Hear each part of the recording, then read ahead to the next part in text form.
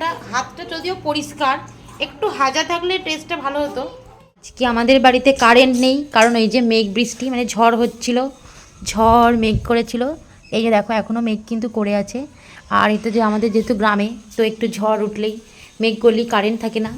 কিন্তু কারেন্ট না থাকলে কি হবে, খাওয়া দাওয়ার তো প্রিপারেশন করতেই হবে, খেতে তো হবে। তাই জন্য আজকে আমাদের বাড়িতে ফুচকা পার্টি হচ্ছে। এই যে তার জন্য হচ্ছে সৌম্য বানাচ্ছে। সৌম্য হচ্ছে ফুচকা পার্টিতে মানে ফুচকা বানাতে অল টাইম হচ্ছে এক্সপার্ট। তো এখানে হচ্ছে আলু সেদ্ধ হয়ে গেছে, আর এখানে তেঁতুল জল মানে জলে ভেজানো হয়ে গেছে, আর এখানে হচ্ছে শশা কুচি, আর এখানে এই যে কোটোতে ফুচকা আছে, আর এখানে হচ্ছে ফুচকা ভাজা চলছে। এই যে এখানে রাখা হবে। তো চলো নেক্সট এগুলো ভাজা টাজা হয়ে যায়। এই কারেন্ট এসে গেছে, এই যা আবার চলে গেছে। ওয়াও, ফুচকাগুলো পুরো একদম মানে পাঁচটাই পুরো সমান সমান, ছটা পুরো গোল একদম। আর যদি আপনারা ভালো করে ফুচকা কেউ খেতে চান, এর সাথে যোগাযোগ করবেন, মারাত্মক। নিচে নাম্বারটা দিয়ে দেওয়া হবে। না না, আমার পেজটা দিয়ে দেওয়া হবে এখানে।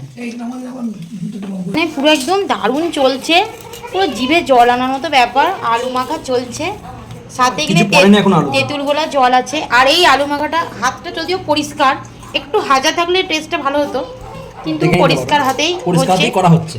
হ্যাঁ, খুবই হাইজিন মেনটেন করে করা হচ্ছে। কিন্তু এই হাজা হাতের ফুচকাটা একটু বেশি টেস্টি লাগে। চলছে এখানে, এটা এখানে ইয়ে চলছে, কী বলে এটাকে, চানাচুর, নামটাই ভুলে গেছি। এখানে চানাচুর দেওয়া চলছে।